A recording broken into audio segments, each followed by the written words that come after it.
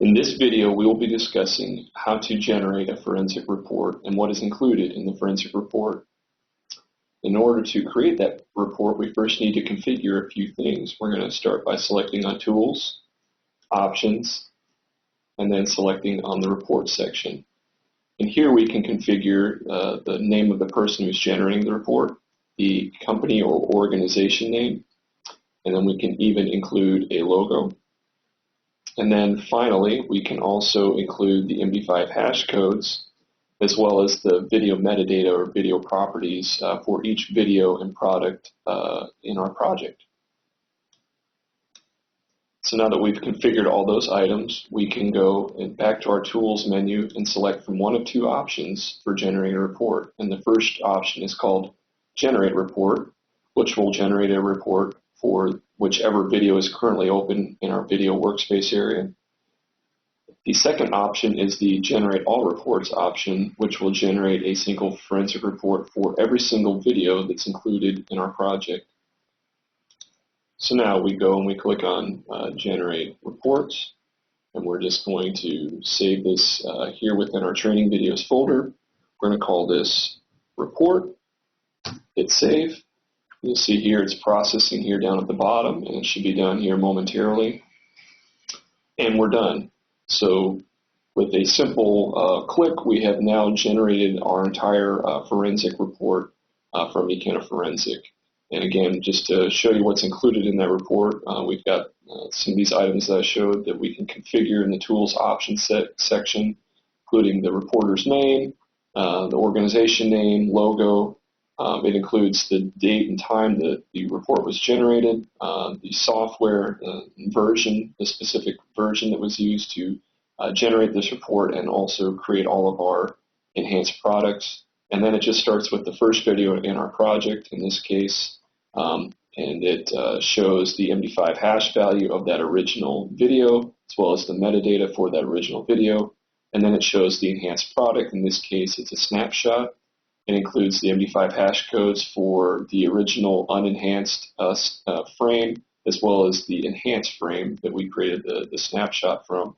And the important thing in this is that it keeps a record of the specific enhancement settings that we used to generate this enhanced snapshot. And you'll see that that's the case as we continue to go through these. Here's our second video.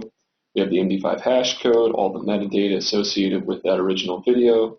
And then we get to the enhanced snapshot. Again, we have the original unenhanced frame MD5 hash code value, as well as the MD5 hash code value for the enhanced frame. And then again, the important part here is the specific enhancement settings that we use to generate this enhanced snapshot. We get to our third video. Again, it's kind of more of the same. We have the MD5 hash code of our original video, the metadata associated with that original video. And we have two snapshots for this particular video. We have the MD5 hash codes before and after. In our first video, we didn't, with our first snapshot, we didn't apply any enhancement settings, but with the second snapshot, you can see the specific settings that were used to create that snapshot. We go on to our fourth video, again, the MD5 hash value of the original video, the metadata. And then here we actually have an enhanced video rather than a snapshot, and we have the MD5 hash code of that enhanced video, as well as the specific settings that we use to generate this enhanced video clip.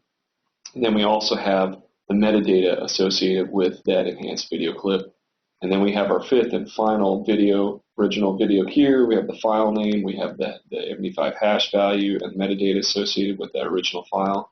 And then we have the enhanced snapshot that we created from that original video. We have the before and after hash codes for this snapshot. And again, the important thing are the specific enhancement settings. Again, we were able to generate this report just by a simple click. We didn't have to copy and paste any of these settings into this document. It was all stored within Ikena and included in this report when we generated it.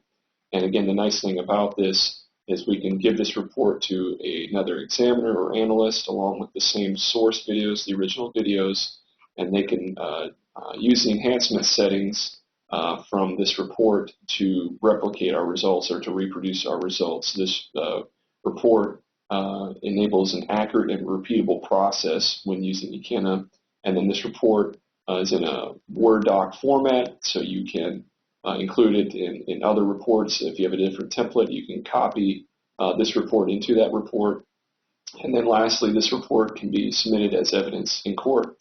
And like I said, this feature is just done with a simple click and includes all of the information that you need as far as the enhancement settings that were used for all of the enhanced products that were created within our project.